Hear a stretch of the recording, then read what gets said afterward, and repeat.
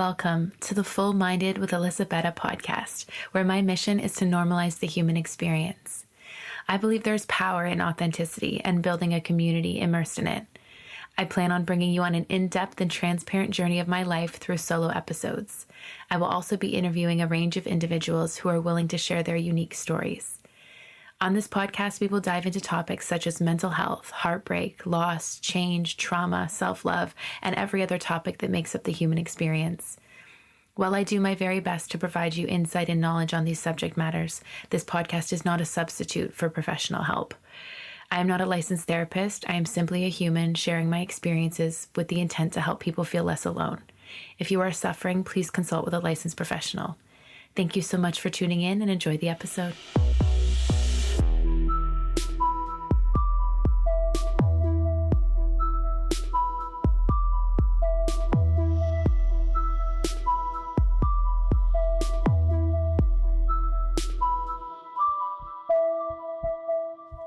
Hi guys, welcome back to another episode. I hope everyone's doing well today.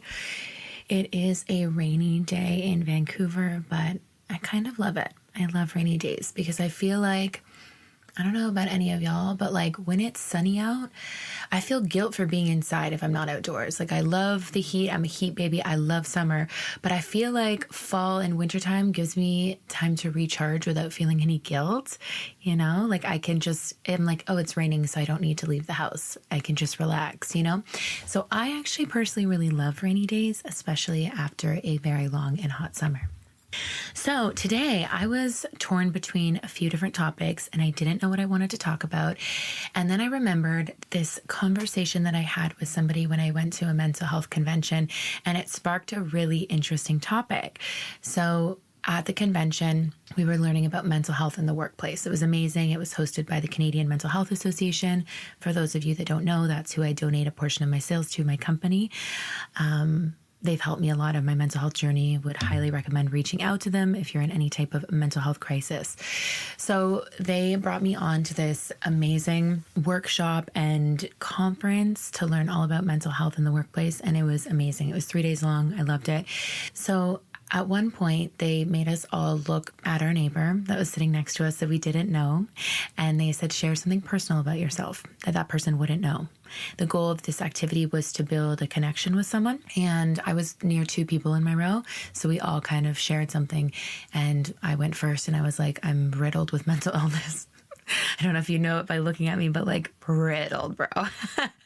I always joke and say I have A to Z because I have so many different things. And I laugh. That's how I cope. And it's also, I'm at a place where it doesn't bother me anymore. Like I'm just like, it is what it is, right? You got to lean into it.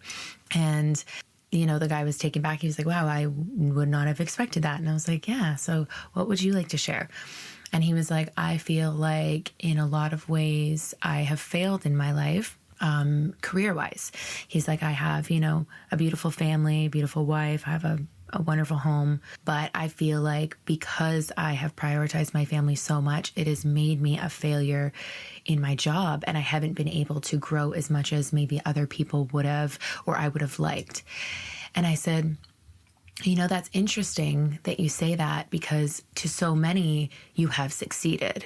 You have won the lottery because you have a family that you love and you get to go home to every single night.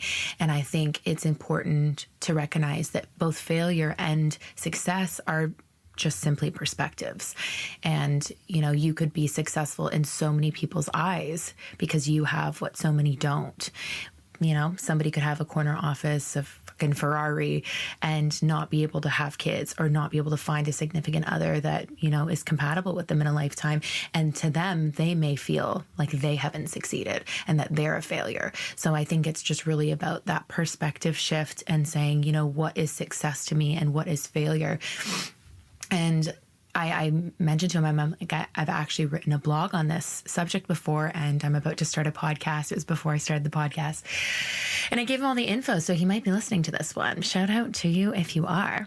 But so it made me think. I'm like, I really would like to tap into that subject more because I think it could bring a lot of people peace and comfort, this perspective that I have on failure and success just simply being perspectives. So I'm actually going to read a blog that I wrote. It was about a year ago now. And then I'll kind of touch on a few key points after I'm done reading it. It goes like this. Failure, as we all know, is deemed by a lack of success. Well, what if I told you I also believe that success was a perspective too? What is lack of success? I'm sure if we asked a wide variety of individuals that question, those answers would vary. I'm sure if we also asked that same group of individuals what success is, their answers would also vary. Why is that? Because we all view success and failure through a completely different lens. Success to one person may be having a corner office, their dream car, no children, and $1 million in the bank. However, the next person may say that success would mean they have their family near to them, enough food to eat, material objects set aside.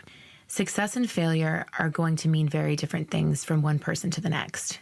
This all has to do with individual life experiences, beliefs, maybe even trauma, etc. Failure to some may be not sacrificing everything to achieve their version of success, while failure to others may be sacrificing everything in the first place. Think about this. When a relationship ends with someone we love, whether that be romantic, friendship, a family member, etc., more often than not, we perceive it as a failure. Why is that? Why can't we allow things to end without deeming it failed? What if those relationships were there to teach us a very valuable lesson, but needed to move out of the way for bigger blessings to come into our lives? What if they were detrimental to our mental health and breaking free was actually a success? What if a marriage that lasted 15 years wasn't failed, but it was simply time for those individuals to part ways? What if the majority of those 15 years were a success, but they grew apart? How about when we start a new job? We all fear failing, right? But what if we started that job and it's not good for us, mentally or physically? Maybe it's not a good fit for us, or we're not making enough money at that job. Why does that make it a failure to quit or even be fired? Why don't we perceive that as a curve in our path leading us to success? I think so often we associate failing to when we don't perform in a job, relationship, or our own lives that we pictured in our heads. However, the harsh truth is that we all can't be good at everything, and every person we love can't be the one for us. The journey to success is going to have ups and downs. However, I believe that if you start shifting your perspective to what is next, or how can I learn from this, instead of labeling things as failed, it will drastically change your mindset. My take on failure is we don't ever fail. We just keep progressing towards our own version of success. I love that. I kind of forgot how amazing that perspective is.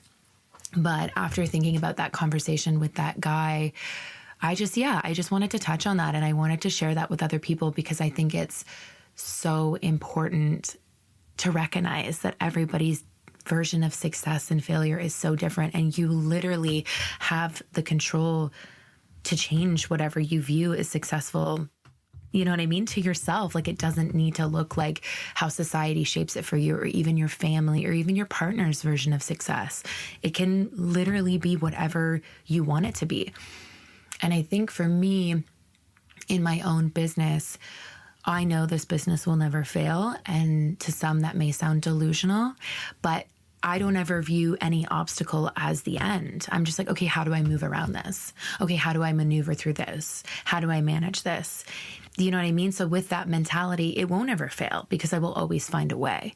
And I think that that's really important to recognize the difference of somebody who's just like, you know, maybe delusional in the facts versus somebody who's like, no, I just believe in this brand and I have such a powerful mindset that nothing will stand in my way. I feel like this is just tying into the power of perspective, which is also another blog that I wrote. And I'm going to just share it with you guys because it just makes so much sense for what we're already talking about. So the power of perspective. Life is so much about perspective. You could be in the shittiest place in your life, and if you perceive it as, what is life trying to teach me right now, instead of why is life out to get me, it will literally change your life. That shift in your mindset then allows you to be more receptive to new doors opening. You're now looking up rather than dragging your feet. When you allow the lows in life to have control over you, you stay the victim, and by being the victim in any situation, you lose your power. The sooner you learn to rise above your struggles and then shift your mindset to a healthier one that can openly receive blessings and be more receptive to new opportunities. This is not to be confused with a must always be happy mindset. Life is full of ups and downs, and it's important to feel our feelings because they are valid. However, it is important to check ourselves and be reminded of all of our blessings. My therapist recommended the 5-to-1 ratio for me, and I love it. When something shitty happens, remind yourself of 5 blessings you have. This will train your brain to be appreciative of all 5 blessings and help you have less resentment towards the one bad thing that is happening. It's not easy, I'll be honest. Nothing worth it is easy, though. This learning to shift my perspective from negative to positive is a constant uphill battle. With that being said, I'm nowhere close to the person I was 5 years ago. That girl bitched about everything. I honestly thought the universe was out to get me. I was so blinded with negativity, I couldn't see all the blessings that surrounded me. Now my perspective is very different. When hardships happen, I look for the lesson in it. I ask myself, what is the universe trying to teach me right now? And what can I gain from this? I'm telling you, this will change your life. Apply it and let me know how your life starts to improve. I love that. But it's so fucking true. It's honestly so true. And I think I want to leave this episode just at that. I just want it to be a short one. Maybe you're listening to it on your commute to work and you just needed this boost, this uplift, and this help with shifting your perspective, and being more grateful for the things that you do have in your life. So I hope this brought you some positivity, and I hope you guys have a wonderful day today doing whatever you're doing. Until next time.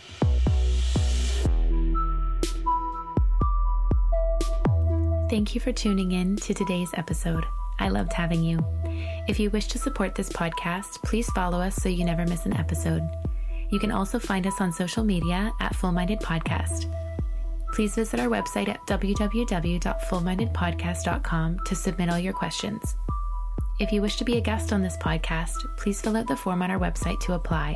Your continued support means the world, so thank you again for taking the time out of your day to tune into Full Minded with Alyssa Bette. Until next time, be kind to yourselves and remember that there is power in owning our imperfect and messy lives. It's all a part of the human experience, and you're not alone in it.